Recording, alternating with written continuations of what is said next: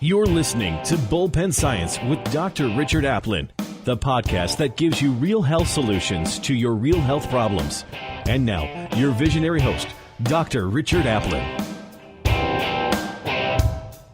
Welcome, everyone, to Class 2 of the special series, How to Get in Front of Stress. Hello, I'm Dr. Richard Aplin, and what you're about to hear is the second class in a series of How to Get in Front of Stress. For tonight's topic, we're going to be talking about stress and what it really is. You know, stress is really what's left. It's not what's out there. It's what we generate inside. We're going to be talking about physical stressors and then the internal tension that these stressors create. We're also going to be giving you some tips on how to get in front of stress by becoming more physically aware and equipping the recovery system. So sit back and enjoy, and I'll look forward to seeing you for Class 3. All right, good evening, everyone. If you need a stress card, because this is going to be a little stressful tonight, you might want to be monitoring your responses, all right? None of those. But I really have enjoyed this whole process of putting this together for everyone. I normally do this with doctors, but I like doing this with people, all right, because I really think that everyone needs to understand. Doctors aren't people. I'm sorry. I work and live with them. They are not people, okay? But I really believe that everyone needs to understand, and I've had a couple of conversations here today. And these conversations, honestly, are the ones that I have pretty much every day. And that has to do with what's missing in health today, in health care. See, it's really not even health care anymore. It's just crisis management, all right? Health care means that you have to understand what health is. And health is not a commodity. You don't buy it. It doesn't come in a pill, all right? Health is the product of a process. Excuse me? You can't... Oh, I need to be louder? Wow. Okay. Crank it up. Health is really the product of a process. And so if you understand that health is the product of a process, that means you have to focus on the process. And to understand the process, you have to understand the why. And honestly, that's what's missing. People just don't get involved in trying to understand why. Why do you get up in the middle of the night and go to the bathroom?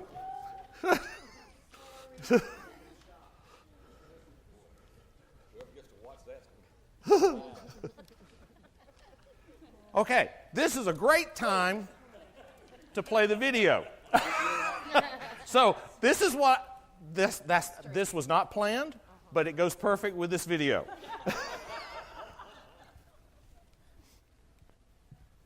Okay.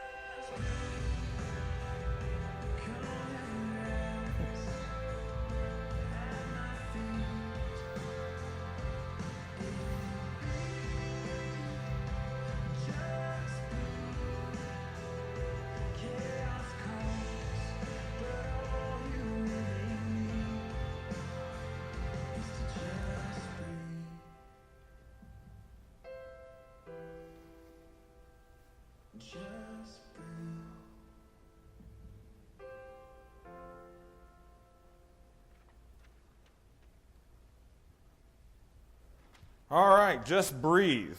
I want to tell you, if anyone, especially people that know me, with this card, I'm always blue, always, until that. I went black. And I thought, just like what most people think, this card is broken. But now, I'm back to blue. So it really is about your recovery ability. It's not about what happens, it's whether or not you can recover from what happens. All right? That's what determines the health of the human body. If you cannot recover from a stressor, all of that tension just stays in here. And so you have to do something with it. Now, one of the things we talked about last week is the different ways of processing. We said some people tend to process with their head. They're called cognitive processors. These are people that have headaches, they have TMJ issues, they have migraines, they have high blood pressure. Other people tend to process through the emotional center of their brain. They're called limbic processors or emotional processors. These are people who store energy down in the gut region. And these are people that have low back issues. They can have sciatica pain. They can have digestive disorders. They can have reproductive disorders. That's the kind of things you see when the health of the human body is missing. But if all you do is focus on trying to manage the consequence of what's missing, you're never going to get ahead of the game. And that's what healthcare has turned into in this country. It's just crisis management. The whole notion of trying to manage, now I'm going to pick on some people, trying to manage your blood pressure. I mean, think about what that means. Really, managing your blood pressure means there's no hope for improvement. All right, that's not what I want. You know, I didn't have high blood pressure before, now I have it now. Why? And I think that's a valid question. The problem is the science that we are using cannot afford to look at that question, because it really is not capable of dealing with it. There are no answers. There's plenty of management, but there are no answers. And so we're going to have to go to a different science, which actually is what the human body operates in. If you think about this, and this is one of the things that I explain with doctors, if you take a pebble and throw it into a pond, and you watch those ripples, do they move in one direction? They move in all directions. It's omnidirectional. Now, if you take a single line and you look down that line and you see that ripple, you can say, oh, that rock made that ripple. And so that's all it did. But that's not true. It made all the ripples. So no matter which direction you look, you're going to see the same thing. And that's really how the body works. The body works omnidirectional. It is not a linear system. All right? It is a non-linear system of systems. And so if you're just taking a linear approach, okay, you have high blood pressure, let's give you this medication and manage your blood pressure, and you don't look at the reasons why, well, let's just, for kicks, let's look at some of the reasons why. What's one of the leading reasons why people have high blood pressure? Well, you go to the doctor, they're not going to talk about that. They're going to talk about what? Diet. Okay, so let's change your diet. What you are doing is you are changing the stress load on the system. But you're not changing the process. So guess what happens? You change your diet, you lose some weight, your blood pressure goes down, and then 6 months later, it's right back up again. But you weigh less, and you're eating a different diet. So then what do? We go back to the doctor, and the doctor scratches his head and is like, well, let's up your medication. Let's change it a little bit. So you're really not looking at the reason why. And that's what we're going to be talking about here tonight. Hopefully, there. So stress is what's left over after you've dealt with a situation. All right? Now, the nicest part about this is what it says here. The event that you're dealing with may or may not be real. It doesn't matter, because your brain and your nervous system respond equally to both. How many people go to bed, everything's good, they wake up, everything's bad? That happens all the time. So what happened during the night? Well, you were still processing a lot of information, and if you don't have good recovery skills, then your brain was not able to let go. And so you're sitting there cranking on it all night long. So you wake up the next morning, your blood pressure is high. You wake up the next morning, your glucose is high. You wake up the next morning and you're dog tired, and you go, wait a minute, I had 10 hours of sleep last night and I'm dog tired in the morning. Why? And the reason why is because you did not do what you were supposed to do. The system was messed up. The process of that system was altered. And as a result, this is the outcome you get. So if you don't like your outcome, don't try to erase the outcome. Change the process that created the outcome. And that's really what healthcare should be. That's what we're trying to get it to, which is honestly the way it used to be. Which is interesting. We've almost go around full circle. All right? Technology is great. However, technology can shackle you. And that's what we're finding out. The next thing, neuroscience suggests that our nervous system processes, how about this number? We process over 3 trillion bits of data each and every day. That's a lot, okay? So it would seem to me that if I have to process that much information, that efficiency has to be the key. I can't be superhuman, and I can't consciously, and I talk to patients, and they go, well, I feel okay. And I go, okay, well, let me just throw some numbers at you. Neuroscience says that we operate at about 3% conscious, which means that you operate at about 97% unconscious. So for you to make a judgment on 3% of the data, that doesn't fly with me. And so I'm really not as interested in what you are doing consciously as compared to what you are doing unconsciously. And so there are certain things that we look at. When I shake your hand, what am I looking at? Well, I'm looking at how cold and dry or wet your hands are. Why? Because that is a reflection of the system. And it means something, and it doesn't mean you have a warm heart. Okay? Next thing, in any given process, all of us do the same 3 things. Same 3. We engage our stressors, which means that you recognize it. Because if you're walking on the road and you don't recognize the sound of a truck coming behind you, you might be a hood ornament, okay? The next thing that we do is we set aside space in our head to deal with it. Now, everyone generally has the same amount of space. I question that at times, but generally speaking, most people have the same space. The last thing that we do, which is the number one thing people do not do, is disengage. We don't let go. And here's a prime example. You have a conversation before you go home. And in the conversation, something is said that just sort of irks you. And then you say goodbye and you go home. And then your child, who has all of this energy at night, and the reason why is because they've been on the computer, but they have all this energy, and then they say something and you snap at them. And then you walk away and you go, why did I do that? Well, the reason is because you had all this pent-up energy simply because you did not disengage. And so one of the things that we teach people is proper disengagement. Well, now, you can willfully say, well, I'm going to disengage. That doesn't work because remember, that's conscious. And that makes up 3% of the equation. And so we have to teach you how to unconsciously disengage. And that takes time. Just like everything that matters takes time. All right? The next thing is this. The ability to fully disengage following an event determines the amount of space available. If you do not disengage, how long will it take for you to run out of space? A nanosecond. Pretty much. Pretty much. Because disengaging is not just for the act of disengagement. Disengaging allows the brain to reorganize itself and free up space. You know, we joke about it at the office. It's almost like making dinner and putting everything on the table. You sit down and eat, and then when you get up, you don't clear the table. So when you come back for breakfast, you just make breakfast and pile it right on top of those.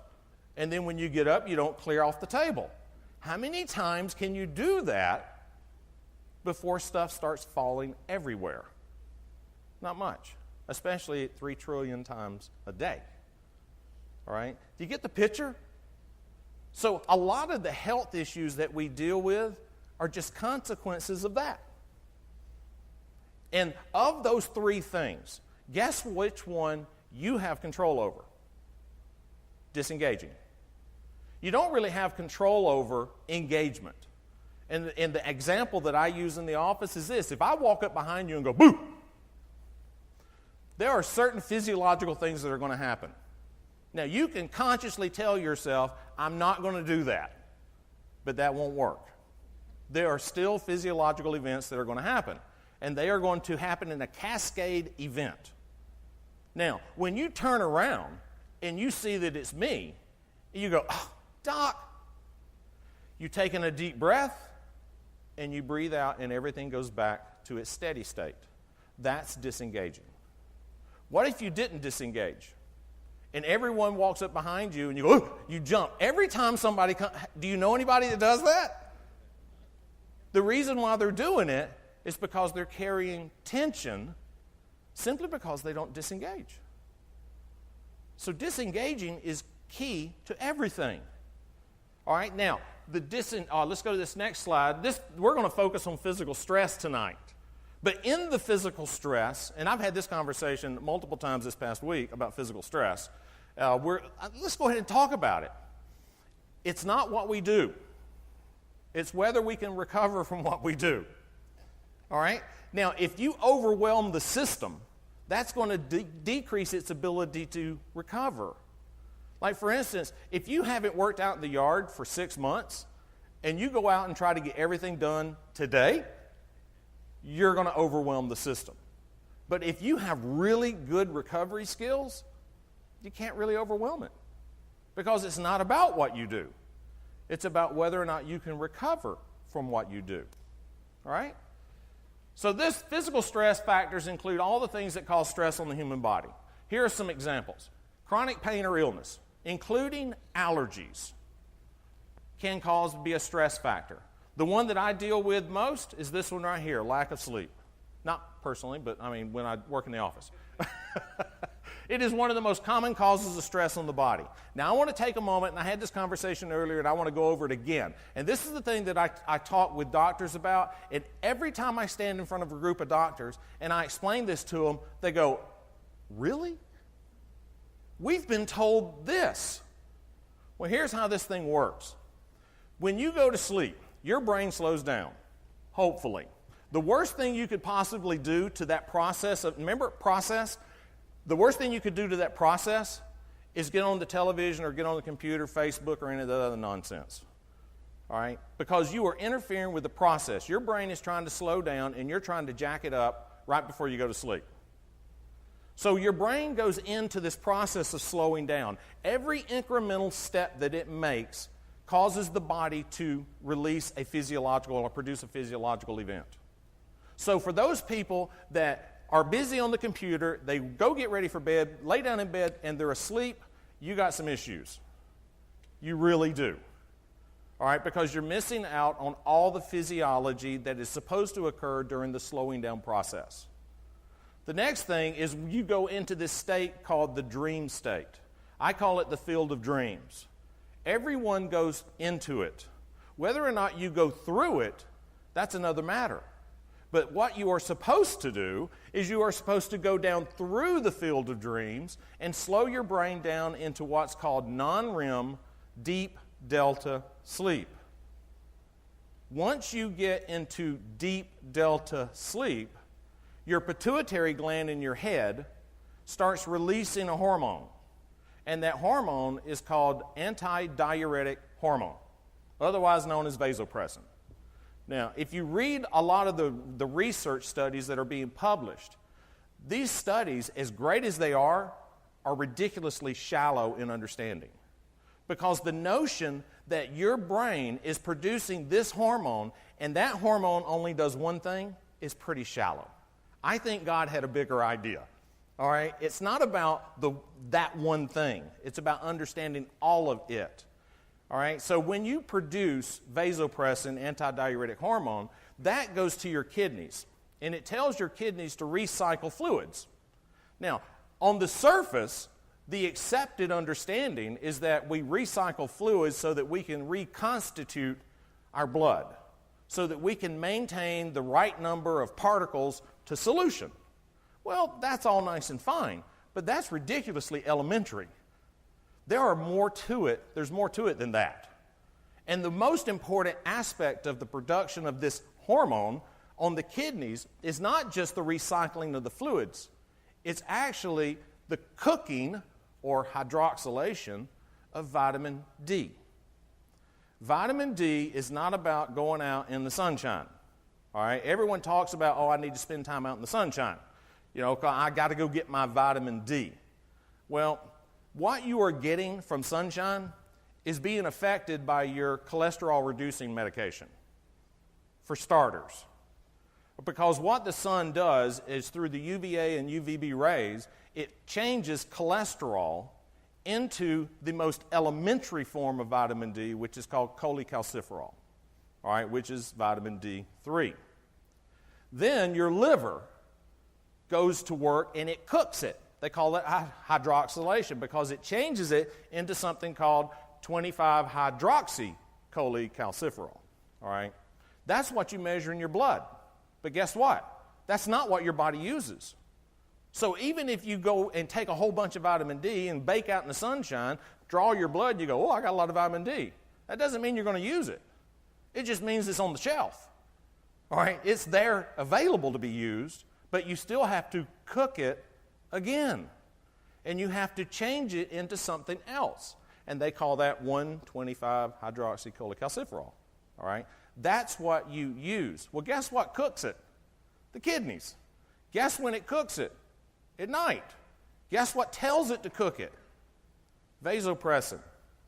Guess what the physiological expression of not doing that is? You get up and go to the bathroom in the middle of the night. If you are going to the bathroom, you know the fluid is going to your bladder. But that means that the vasopressin didn't tell the kidneys to recycle the fluids, because when it does it, none of the fluids go to the bladder.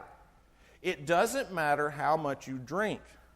It does not matter. When I tested this, and this was a 2-year process of trying to understand, because it was just, the research was limited.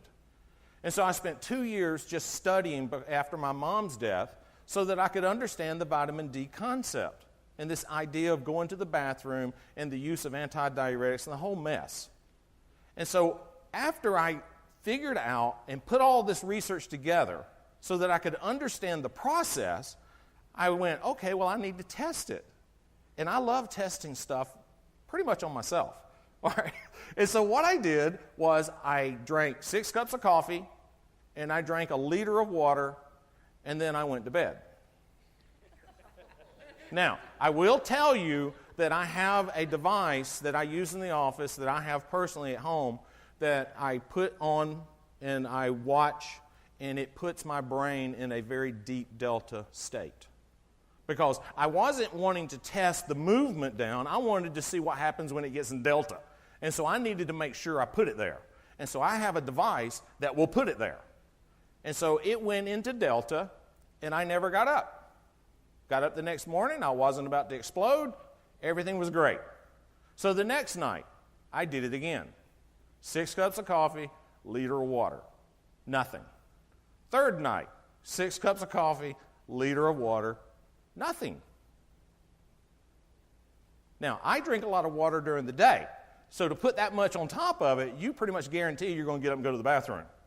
No, absolutely not. So the notion of telling people you need to stop drinking at 6 o'clock in the evening so that you don't get up in the middle of the night and go to the bathroom is just ludicrous. That is nothing more than a stab at something with no understanding. You have to understand.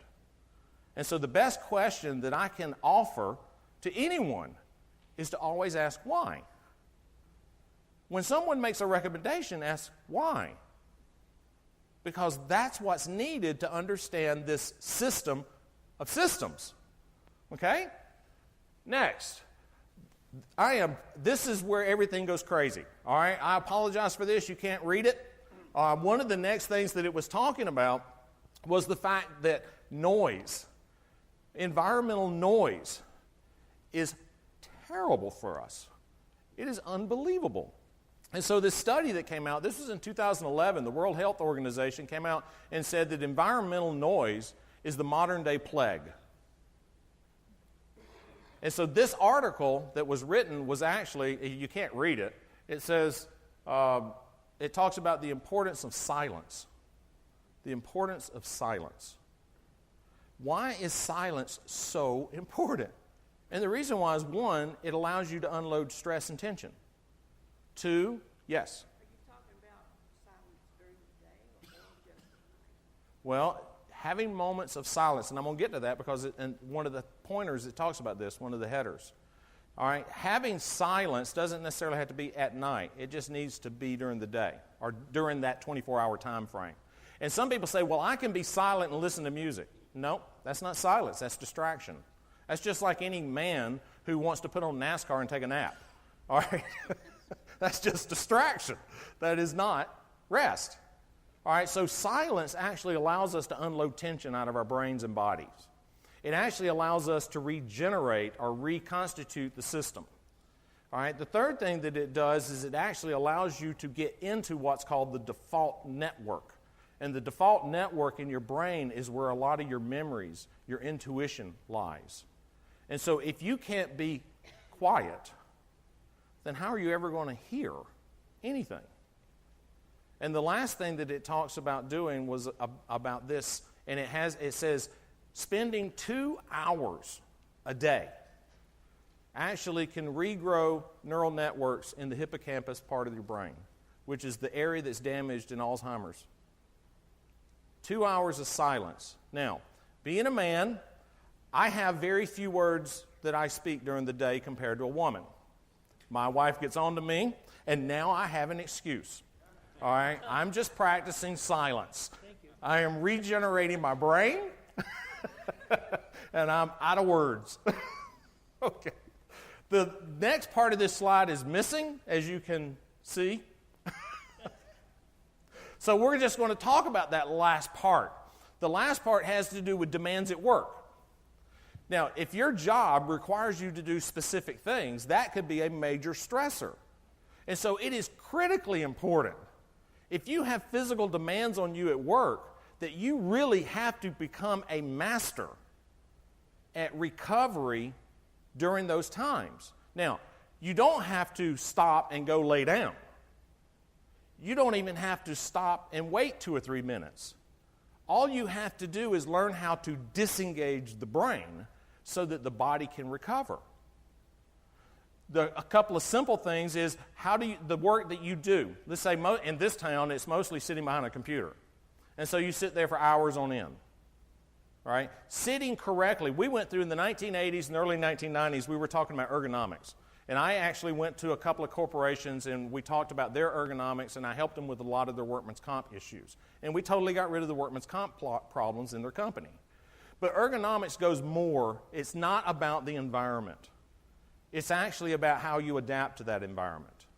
And so a real simple thing that you can do when you're at work is if your hands, now think about this, and I want you to practice this. If you sit all the way back in just this chair, and you put your hands out in front of you, you will literally feel the tension in your back. But if you sit at the front edge of that chair and you put your feet under you, which in essence is tipping the pelvis forward 15 degrees, and you place your arms out in front of you, you will not feel the tension. Why? It's physics. So if I'm putting a tangential force against the core of my body, if I pitch my pelvis forward, it will balance itself, and I no longer feel the tangential force. But if I sit all the way back in my chair and I lean forward, I'm going to feel it all day long. So if you're working at the computer, sit at the front of your chair. If someone comes in or if the phone rings and you have to take it, then sit all the way back in your chair. But that is a simple thing, and it has to do with understanding the pelvis. When you are sitting back in this chair right now, your pelvis is rocked backwards, which means that you're actually taking the curve out of your low back, which means that has to be translated up into your mid-back and then up into your head. And so what happens is when all of you are sitting here, all the way back in your chair, your heads are forward. That's not good. It's definitely not balanced. So sitting forward, tipping the pelvis 15 degrees forward, reestablishes the curves, and it allows the body to sit in its most relaxed position. And you can add a tangential force, and it'll have no effect. So that's one thing for you. What about standing? People who stand all day long. People who know me, patients that I work with, they know that I will stand with one foot on top of the other foot, or unless I'm moving around. Well, there's a reason, and it came from cowboy movies, Westerns. Have you ever seen the Westerns and they go into the bar and there's that brass rail that's at the bottom? You ever wonder what that's for? I did. I'm like, what is that for? Well, what it's for is for you to put your foot up on. And when you put your foot up on it, it takes your pelvis and it rolls it back just a little bit and makes it stable. And so you can stand there for hours on end, I guess, drinking cheap whiskey. All right? But the idea of standing, if you are standing on both feet, to do this, you typically will hyperextend your knees, which will tip your hips forward, which will cause you to tense up your psoas muscles, and it winds up irritating your low back. But by putting one foot on top of the other one, now my pelvis is rolled up under me, my center of gravity is right over the top of the sacrum, and the tension that I was having in these hip flexor muscles is gone. And it doesn't matter which foot you stand on. If you want to put your foot up on something, that's fine too. So people who stand, like for instance, when I work with a lot of people, hairdressers, I try to get them to make a small box where they can put next to their station, and they can put one foot up on the station, and they can stand there for hours without causing any problems. These are simple little fixes. So if you're standing, one foot. It's that simple. Okay? If you're sitting, move to the front of the chair. So when I was thinking about that today, and I was coming over here, and I went, okay, I got to tell them this too. How many people drive?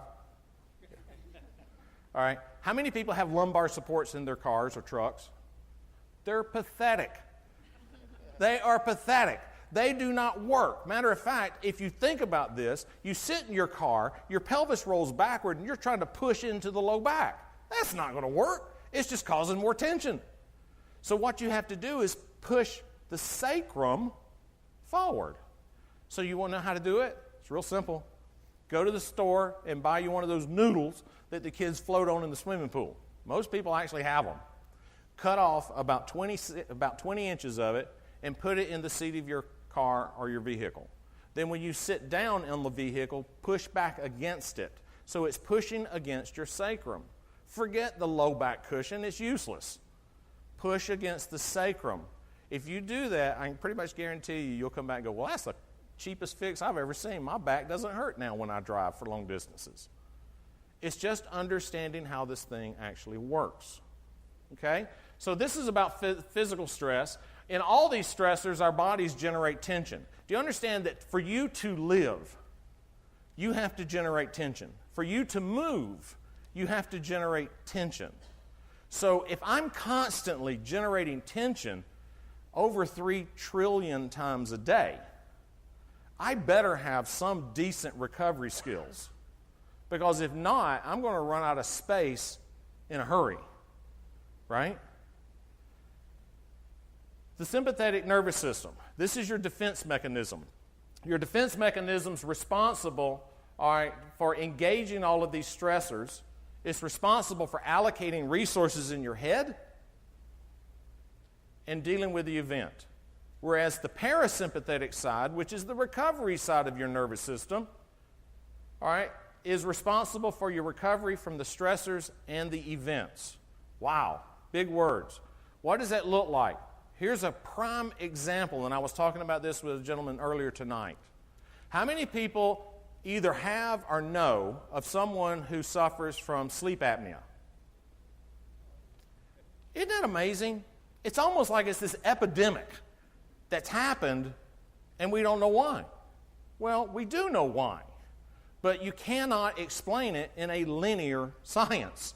All right? They tell us that the problem with apnea is that your palate drops. And so what we want to do is we want to cut out that part of your palate, and so when it drops, it doesn't block the airway. Why? Why does it drop? I don't know. All right? There is a reason. If you pull your jaw backwards, and you can do this right now, just pull it backwards and that palate will drop and it'll block your airway. So when you go to sleep at night, what you're doing is you are pulling your jaw backwards. Now, when they go for a sleep study, they put all these EEGs on you, right? Why don't they put two little sensors right here so that they can measure electrical output in these muscles and they can tell flat out what you're doing? But no, we want to measure the EEGs, and we're showing that you are going in and out of delta and theta. You know, you're bouncing all over the place, or you can't get into delta, and you're waking up and you have all these weird beta activity going on in your brain. Well, for good reason. You're not able to let go. And so what happens when you go to sleep at night, if you think about this, it really is simple. If you spend all your day internalizing tension, when you go to sleep at night, what happens to your defense system? It says, I'm not letting go. Now, you've closed your eyes, which takes out part of this thing, and so your brain, which of course never sleeps, and your brain goes, hey, I cannot let go. You have been breathing shallow all day, you've been triggering your defense system, and you got all this internalized tension, and I need to control it. So what have I got to do? Well, I have to do something that's even more efficient than triggering the defense system. Well, what is that? Just disable the recovery system, and I'll be in defense by default.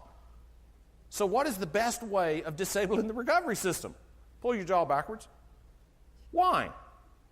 Because when you activate the two nerves that run to your jaw, which are nerves that come off your brain, all right, is cranial nerve 5 and cranial nerve 7. When you activate these two nerves, it actually has an inhibitory or a shutting down effect over the vagus nerve, which is the house for your parasympathetic nervous system, for your recovery mechanism. And so if you're lying there at night activating your defense mechanism so that you cannot go into recovery, you can't slow your brain down, your palate drops. And so what are we going to do? Are we going to try to figure out the process and change that? No, we'll just cut a big old gaping hole in there, and we'll just let you keep doing it, and you won't block your airway. But doctor, what about all the issues with my vitamin D deficiency? Well, I didn't know about that. All right. Here's another thing with vitamin D. We think about vitamin D in bones. Everybody, right? You got to have your vitamin D for bones. That is the most superficial understanding of what vitamin D does. And again, I think God had a bigger idea than saying, oh, you know what, I need these people to go out in the sun, and I need them to cook this thing twice to make it into a usable form just so they can have good bones. Come on. There's got to be something else.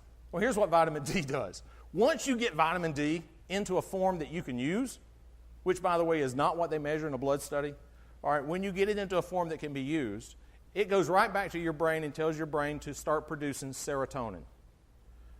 Now, does everybody understand what serotonin does? It's not just the feel-good hormone, but it is actually the fuel source for your immune system. So how many people that have vitamin D issues suffer from autoimmune disorders? Almost all of them. And no one ever thought to go, I wonder if they're connected. They flat are connected. So you can go out and spend all day in the sun. And I have a patient who's he's a builder. All day in the sun.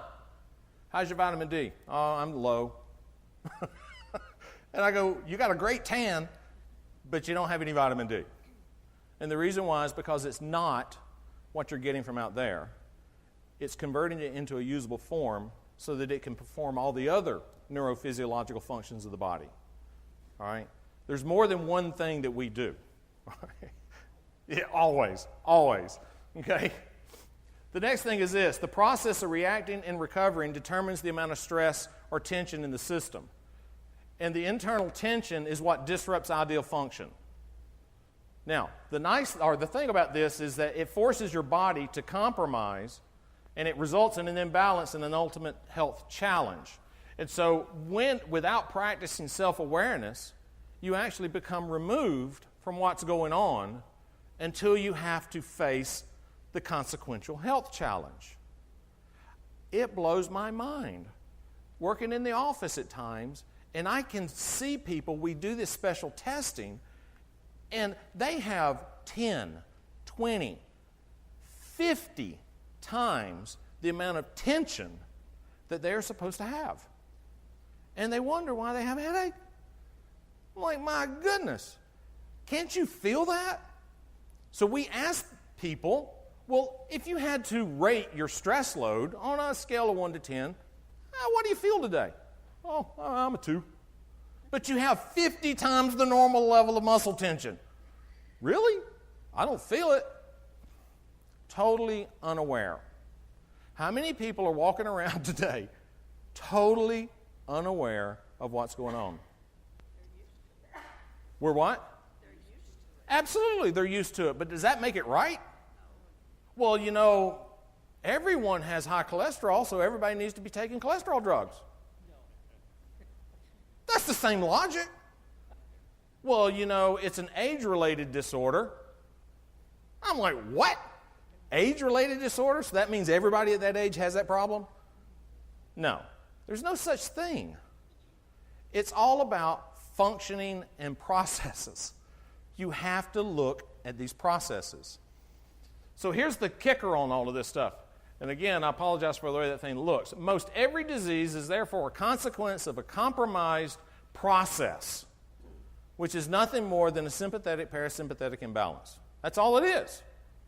You want to look at heart disease? That's what it is. You want to look at diabetes? That's what it is. You want to look at irritable bowel syndrome? That's what it is. You want to look at Crohn's disease? That's what it is. What about kidney disease? That's what it is. What about blood pressure? That's what it is. So you can manage it until you die, or you can change the process and get a different outcome. And we see this day in and day out, but here's the problem. We are so used to our science that we never question our science. We accept it.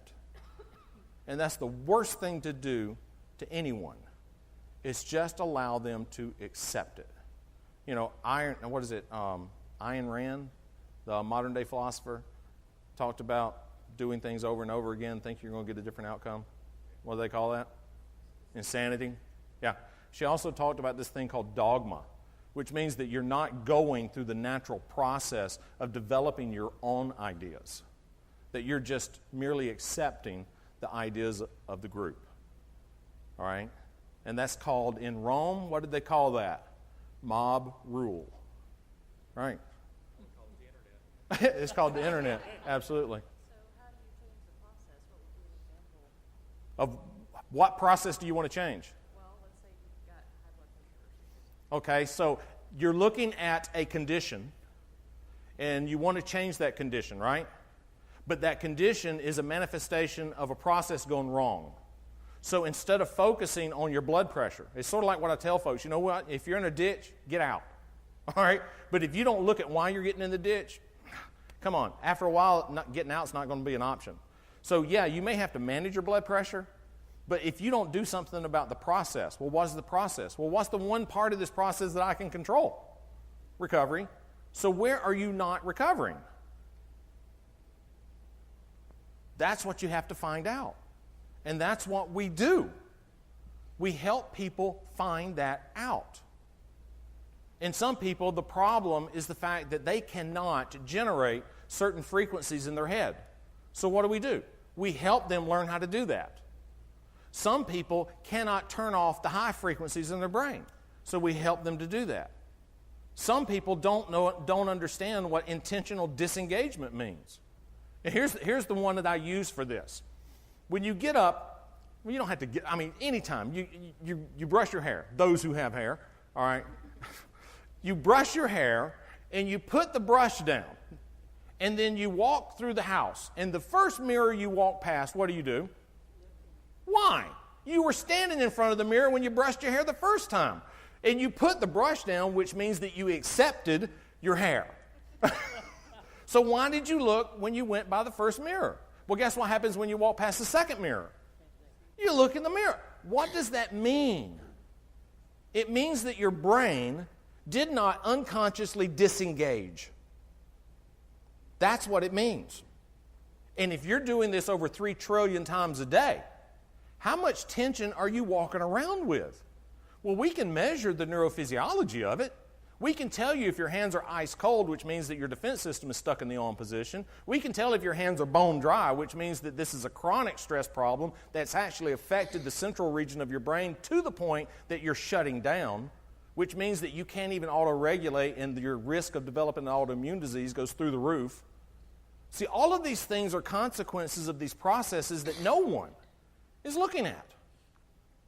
And that doesn't make it right. We have to start looking at it. And just like in OBGYN, back when years ago, it was 40 years ago. That's right, I'm still 40. All right, back when I was born, my dad did not go in the OR. All right, he did not go in the delivery room. But nowadays, it's a party. They got video, they got music. I mean, they got people in and out of the room. It is a celebration. Who changed that? Don't think the doctors did. They didn't want it. People wanted it. People demanded a change. Well, if we stand in line to keep doing the same thing over and over again, trying to manage our conditions without asking the question why, just because the science can't explain it, that doesn't make it right. If there's a problem with the science, change it. Go to a different science. There is a different science. There's two sciences, by the way.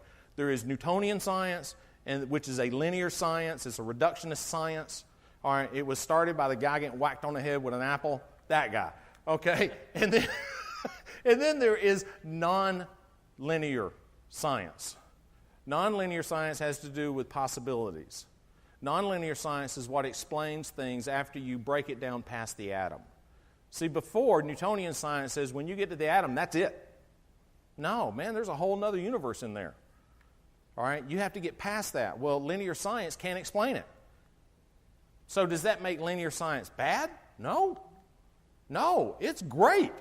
Because if I'm in a ditch, the last thing I want to be thinking about are possibilities. I want to get out of the ditch. But once I get out of the ditch, I want to try to ponder, why did I get in the ditch? And that's what's missing. And that's the reason why healthcare is no longer healthcare. It's crisis management. Right? I know this past year is the first year that the life expectancy of mankind in the United States has gone down. Did you realize that? It's actually dropping. It's not going up. So we have run the gamut on our technology. Technology was what advanced our life expectancy. Now our life expectancy with the technology is going down because there's a limit. Yes, sir?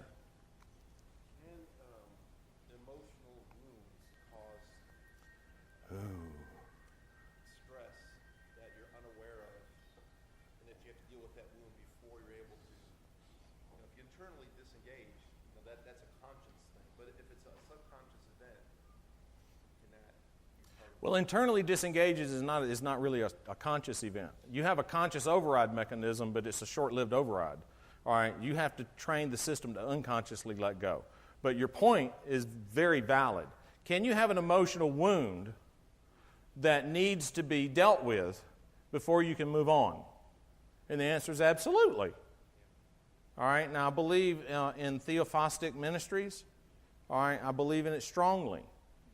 There are wounds in people that have to be dealt with. And if you don't deal with it, it will plague you. It will constantly compromise your recovery skills. Now, to think that theophostism will change all of this, it can. I seriously doubt that it will. And that's my personal opinion. All right, simply because God made us to be more than what this is. All right? So this is what we have so far. The next thing is this: physical awareness. I want people to become more physically aware. It's vitally important that you understand how you are, because no matter where you go, there you are. Okay? So people think, well, if I just had a vacation. They do. They work for the vacation all year long, and then they're miserable. Well, the problem was your vacation wasn't long enough. Oh, yeah, right. Okay. Well, if I just got rid of that person, my job would be much better. If I just could get rid of these deadlines, everything would be better. Well, if I could just change this relationship, everything would be fine. We are constantly pointing out there with complete disregard for the fact that the reason why things are the way they are is because of how I process. Okay? So under physical awareness, here's what we have. We talked about sitting, and we talked about standing. Well, what about shoes? We all wear them, hopefully. How many people know of or personally experience dropped arches? Okay? Not many people with their hands up. How many people have bunions? There's more hands coming up. Well, bunions are the result of a dropped arch. And people don't even realize this. They go to the doctor, and the doctor whacks off their bunion, and they straighten the toe up, and they never fix the arch. And so then they tell the patient, well, the odds are of it coming back is pretty high. Well, yeah, because you didn't fix the process, okay? You just tried to manage the consequence. Right? So you have to be able to use the feet. Do you know that your foot, this amazed me. Your foot has 25% of the bones in the body are in your foot. Why? They're like posts. I'm just standing on these things. All right? Why did God put that much down there? And the reason why is because your foot is designed to articulate terrain. How much terrain do you have in this church? None? It's flat. Stairs. Yeah, it's flat. Yeah. All right, how much terrain do you have at work? Flat. How about your house? Flat. How many people go barefoot outside? Very few. Very few. That's one of the best things in the world to do, is to go barefoot outside. Not just from the physical aspect of exercising your feet, but there's also this we're going to talk about that when we get environmental stresses. It has to do with electromagnetic fields, all right, and that the earth actually produces what's called an earth frequency, all right, which is actually the relaxation frequency in your head. And so by walking around outside barefoot, you actually are doing something they call grounding. And you can take anyone that has a lot of internalized mental tension, and they can walk around barefoot outside, and it'll calm them down. And the reason why is because of the grounding effect.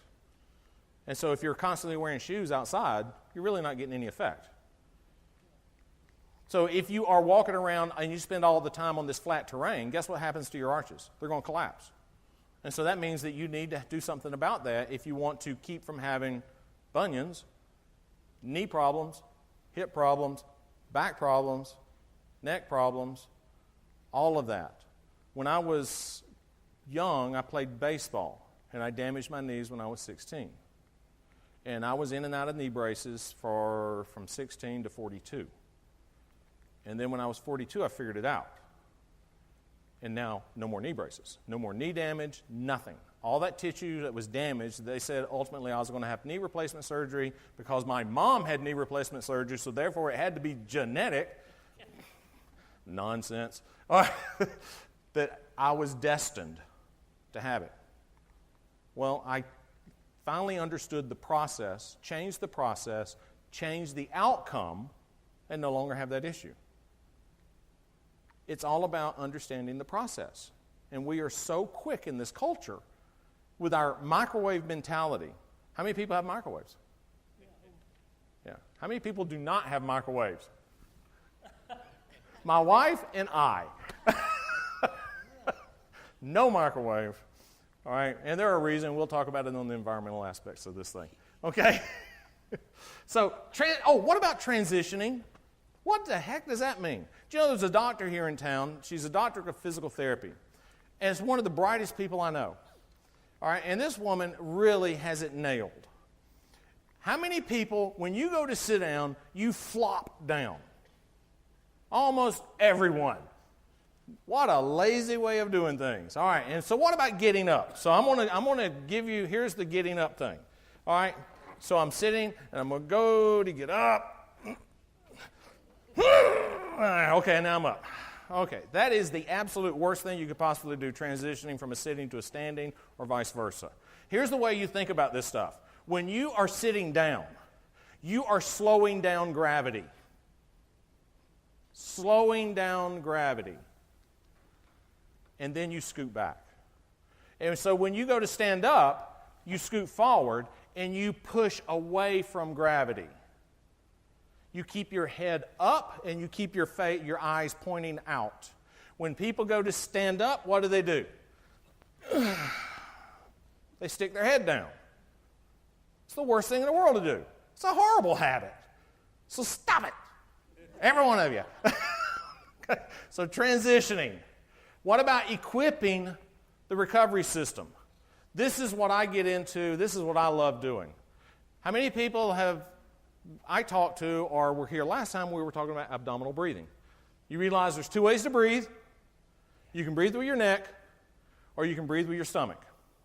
Breathing with your stomach may not be sexy unless you're a baby. All right? But breathing with your stomach is the way God designed you to maintain peace in your body. Your neck breathing is strictly to get you away from the lion. It is strictly to get you away from the bear. It is not designed to be your default way of breathing. Because when you breathe with your neck, you are triggering your defense system. And your defense system uses sugar. How many people have a problem losing weight or keeping it off? How many people that had your hands up breathe with your neck? I actually teach a course called neurometabolic syndrome. You're not going to be able to lose the weight if you're breathing shallow. Your brain will not let you. All right? I was talking with a gentleman earlier, and I thought this was fantastic. I mean, it was so insightful to bring it up. And it was talking about diabetes. How is it that you can go to bed at night and your blood sugar will be a certain amount, and then you wake up the next morning and it's higher? That makes no sense at all. But if you are breathing shallow, and you are triggering your defense system all night by sleep apnea, which is pulling your jaw backwards and disabling the recovery system, guess what? You are going to be living on sugar all night because your liver moves all the fuel sources into glycogen, into sugar. And so when you wake up the next morning, your sugar's higher. And you go to the doctor and you go, I don't understand.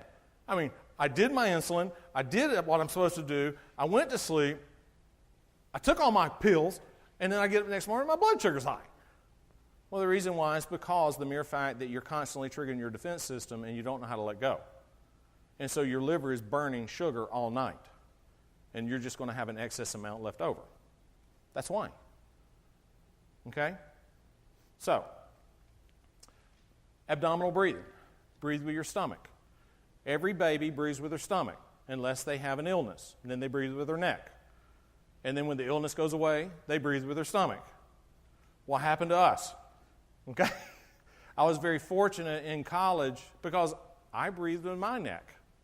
And then when I was in undergrad, I was taking a speech course and scuba diving course at the same time. And both of these guys were Gestapo agents on breathing. I mean, it was unbelievable. They'd whack you and breathe with your stomach. Well, at the end of those courses, especially scuba diving, I could hold my breath almost 3 minutes. But it's all about breathing with your stomach. And then that stayed with me. Why? Because it was repetitious. They constantly were on us about it. So that's what you have to do. You have to learn how to breathe with your stomach, and then you have to practice over and over and over again. And once you learn how to breathe with your stomach, everything will change. You will start losing weight. And the reason why is because now you're not burning sugar. Now, when you start burning sugar, guess what happens to your brain? It says, I have to conserve every calorie that you bring in so that I can burn sugar. And so what happens? Everything gets stored as depot fat because that's the highest calorie content in the human body. And that's the reason. So, breathe with your stomach. Once you learn how to breathe with your stomach, we typically teach people when they're on their back, lying down. The reason why is because that's the easiest. Once you learn how to breathe properly on your lying down, then you can move to sitting up. And it is foolish to think, well, if I can do it lying down, I can do it standing up. That's just foolish, all right? Because it's not an issue of your will. It's an issue of communication in your brain and body. And so we have to teach you communication skills. So along with abdominal breathing, we do something called progressive muscle relaxation. We teach people how to relax muscles. Like, that's the reason? No. That's just what happens.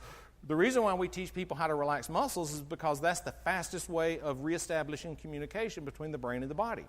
When I ask a person that has 50 times the normal amount of muscle tension in their shoulders, do you realize how tight your shoulders are? They go, no. And then when they start doing muscle relaxation, guess what happens? They go in and they go, man, I didn't know I had so much tension in my shoulders. It's almost like the light comes on. And the reason why is now you're reestablishing communication. And then the next thing that we do is this thing called autogenic relaxation. It's really teaching people how to warm their hands up. Did you know you can do that? You can warm your hands up. And it should take about 5 seconds. No matter what they are, just like when that happened a while ago, that was a great learning experience for me. All right? Because I knew my hand temp dropped. And it went straight to black. And then what I did was abdominal breathing while I was standing there during that video, and I brought it right back up to where it was supposed to be. I reset it. And you can do that. Now, do we teach people how to warm their hands just because they warm their hands? No. We teach people how to warm their hands because of what it does. When your hands, the temperature in your hands is the outward expression of what's going on with your digestive and reproductive system. And so if you have decreased blood supply to your digestive system, you're not going to have as much mucus in your intestines. If you don't have enough mucus in your intestines, guess what happens to all those little pathogens in there? They just hop right across into your bloodstream. All right? They have a new term for that. They call it ileocecal valve disorder, or they call it, what is the other one? There's gluten sensitivity. Gluten sensitivity. How many people have gluten sensitivity? What happened to gluten? All of a sudden, everybody's sensitive to it. Well, the reason why is because it has nothing to do with gluten. Now, there are certain things that have happened, like the use of glyphosates in grain operations where they actually are spraying Roundup on plants right before they harvest it so they can increase their yield. And then, everybody's saying, that's bad. Well, it's not good. But here's the thing. Your body is designed to be able to adapt. That's the way God made it. And so we need to relish in that and cherish it and learn how to control it. And what God said was, hey, you can control the recovery system. It's yours. Now, if you don't want to do it, okay, I've got all these default systems wired into it, and it'll take care of you best it can. But that's going to cost you when it comes to quality of life. But if you want to do it, I'll help you. And that's what we're supposed to be doing, is utilizing what we are designed to do. The last thing is brain tap. This is that thing that I was talking about changing your brain. All right, I did it before when I was doing the testing on the vitamin D and the liquids. All right, brain tap is a real high-end technology. It's out there. All the pieces of it, and it's interesting, the guy that developed this, Patrick Porter, I know him, I teach with him. Patrick, he did what we did when I helped develop some equipment to assess how the brain works. There are a lot of technologies out there today, but nobody ever thought about, what if we just took all of it and put it in one box and see what happens? And so that's what we did. Because if you think about it, when you go to the cardiologist, what does he test? Your heart. All right, you go to the neurologist, what does he test? Your nerves. You go to the respiratory therapist, and what do they test? Your breathing. Everybody tests one thing, but their conclusion encompasses everything. That doesn't make any sense. You have to test everything to be able to make that judgment. And that's not happening in the science. It doesn't mean that it can't happen, it's just not happening. And so we should not really be describing or concluding these things without further investigation. And so we took all of these technologies and we stuck them into one box, and we got a company, and we started out with a company in California. They worked for a year and they couldn't do it. And so we took it and we gave it to a company up in Montreal, Canada, and in 30 days they had it figured out. 30 days. I'm like, man, all that money we spent in California, we had to go outside the country to get something done. All right? And that wasn't a NAFTA deal, by the way. All right, Canada was a lot nicer. So anyway, so we have this technology. Well, Patrick, he did the same thing, looking at all the different aspects of brain function. And he said, there's a lot of different stuff out there. There's this thing called binaural sounds, which is nothing but a frequency in the one ear and a different frequency in this other ear, and what it does is it changes the way your brain frequencies work. They've been using that for years. Matter of fact, I used it back in the 80s and 90s, all right, with a company called Centerpoint. And it's a wonderful technology. And then there's another company, they have a thing called isochronic tones. There's another company, technology about blinky lights. Everybody think about blinky lights. All right, they go, oh, stay away from the blinky lights. It'll cause a seizure. Well, guess what the treatment for seizure disorders is? Blinky lights. All right. That makes no sense. But it's just a lack of understanding. So what Patrick did is there's 5 different technologies, and he wrapped them up into one device, and that's what this brain tap system is, right there. And when you put it on, and I do this when I teach, and he's there, we actually have doctors who are, pessimists? Is that what you call them? Realists. Let's call them realists. It's a nicer word. And so we take these realists and we hook them up and we put EEGs on them and we put them in the middle of the room and we crank this thing up and we talk to them and we try to distract them. And this thing will make their brain go right to where it says it'll go. You can't withstand it. It will take your brain right where it needs to go. And so Patrick got all this technology and he said, okay, here's what we need to do. We need to teach the brain how to move in and out of all the different frequencies. And that's what it does. It just slowly moves your brain all the way to the low end, all the way back up to the high end, all the way back to the low end. And depending on what the session is designed to do, like if it's designed to increase your focus, it's going to bring you back up to the high end and leave you there. If it wants to deal with insomnia, it's going to bring you down to the low session, it's going to leave you there. And so I had this bright idea, because when he first came out with this, we tested his equipment to make sure that it worked. His first try at it, it didn't work. He had to go back and re-engineer it. And his second attempt at it, it worked perfect. So I went, I wonder if I did this on a person who has insomnia in the middle of the day, since it's just working on their brain, it's not a sleeping pill, okay? It's working on their brain. So if I work on their brain in the middle of the day, it shouldn't matter. And so we did it on some patients with insomnia, and guess what? Insomnia went away. Yeah, but we did it in the middle of the day. And they say, oh, well, you got to take your sleeping pill at night. No, that's management. That's not dealing with the process. The process is up here. This is what's messed up. And so we changed the way that works. Everything comes out good, smelling like a rose. Okay?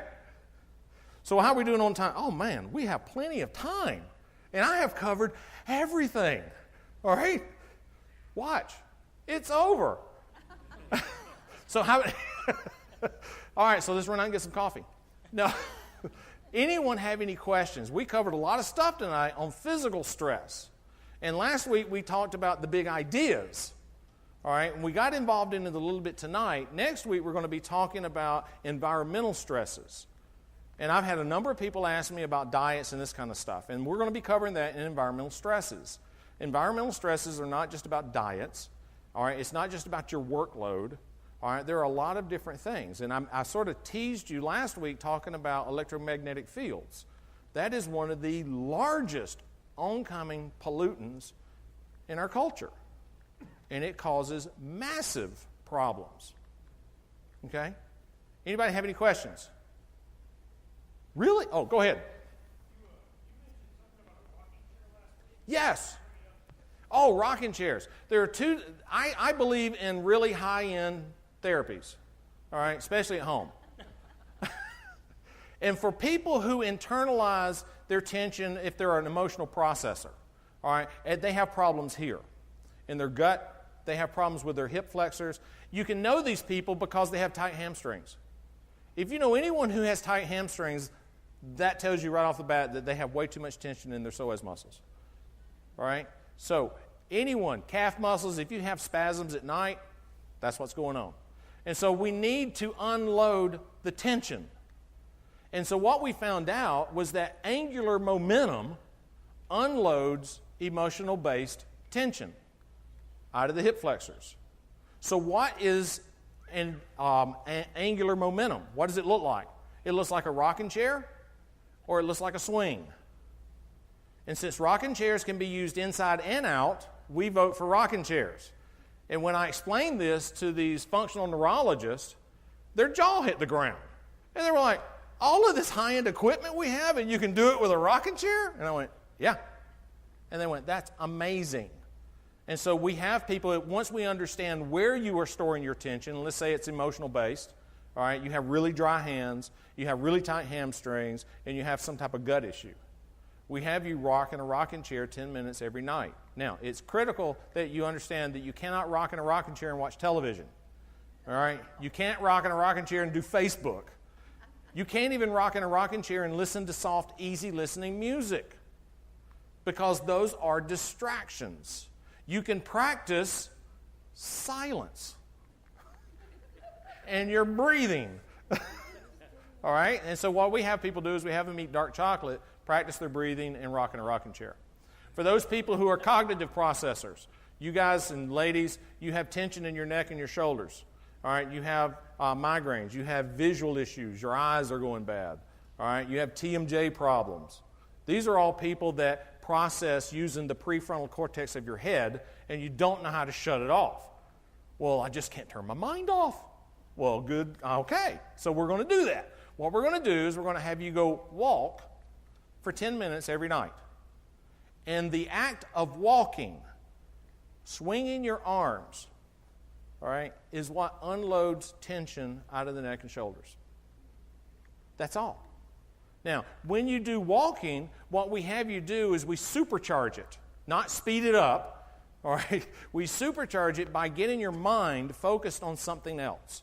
Like, for instance, what I like having patients do is to try to calculate or number how many different smells they smell on this walk.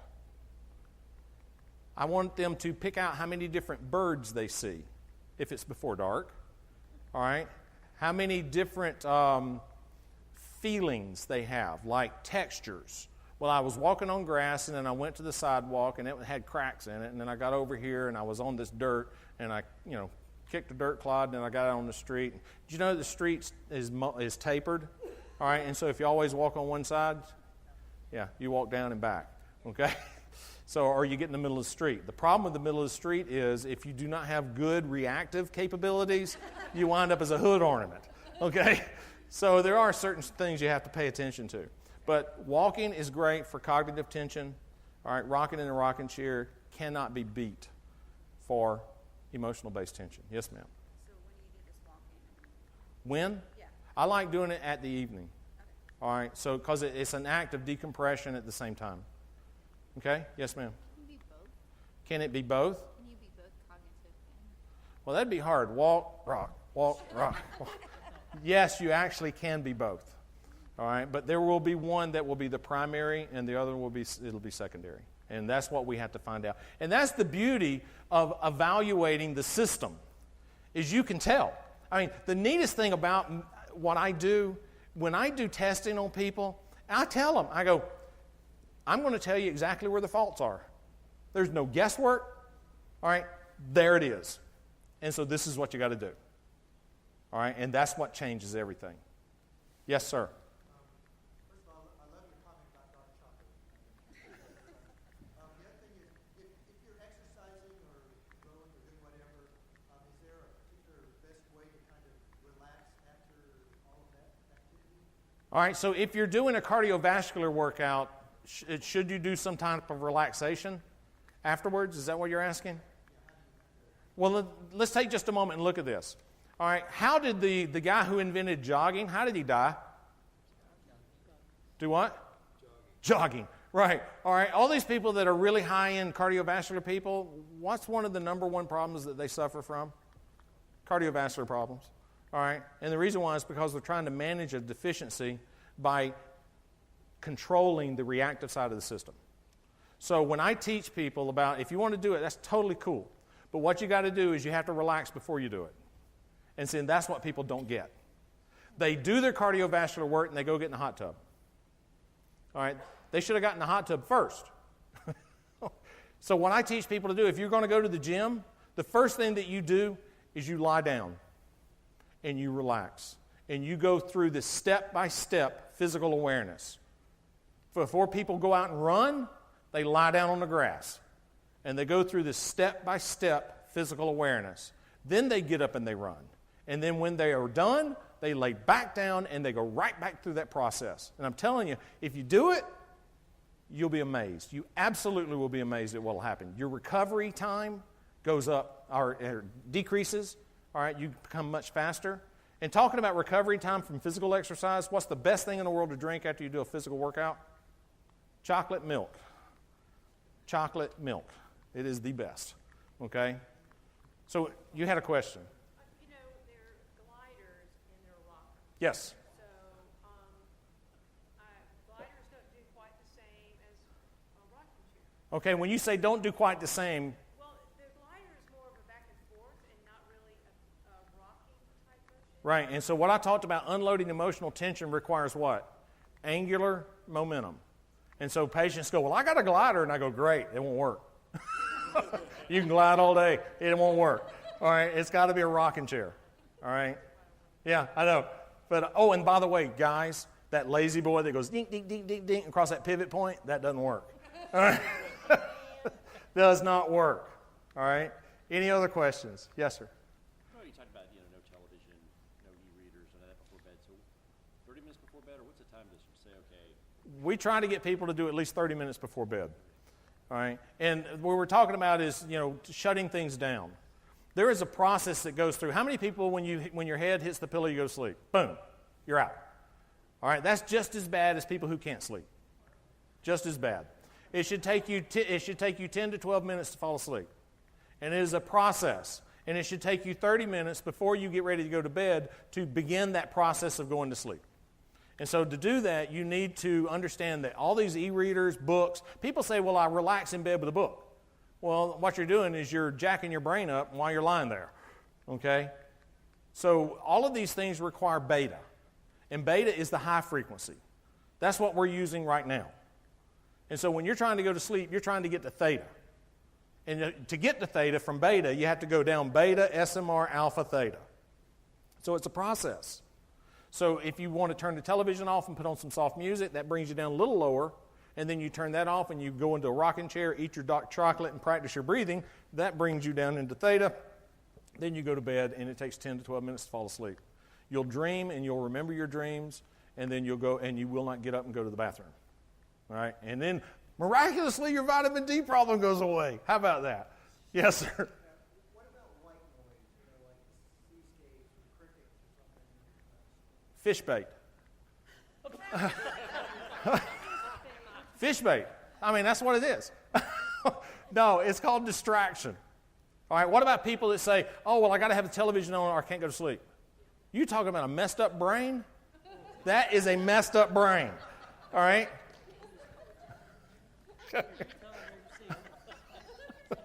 I'm sorry. I mean, we just say it, tell it the way it is. Yes, sir. Do what? Right. Just the sound, that's distraction. All right, well, what about, it is. I mean, that's what it is. Okay? And we sell those little things. Think about this. We sell those little noise machines and we put it in our kids' room. So we're raising our kids to be distracted. Earplugs? Do what? Earplugs? Earplugs?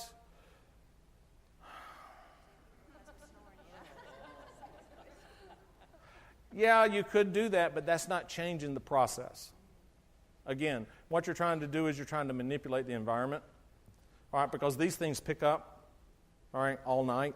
Your ears don't go to sleep, by the way, all right? So you're trying to shut down the environmental aspects of this, and you're not changing the process.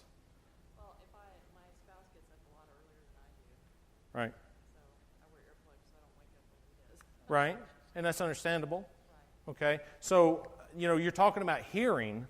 Well, what about the fact that when he gets up, there is a change in the bed moves? Right, I mean, I can't control that. Okay, so you're trying to control one thing, Right. all right? Do you still get up? Sometimes I wake up, sometimes I don't. Well, then what's the difference between you got earplugs in both nights? That's the question. I mean, that's what I try to get people to look at. All right, well, sometimes it happens and sometimes it doesn't. And I go, well, what's the difference between the times it does and the times it doesn't? And that makes people stop and think for a moment. Well, you know what? I was a lot more calm when I went to bed that night. And that's the answer. All right? So you are trying to change the reactive side of the system, but if you work on the recovery side of the system, what you will find is that now that is not an issue. Okay? So you're using the earplugs to get out of the ditch. So I commend you on that. But again, look at the process. Any other questions?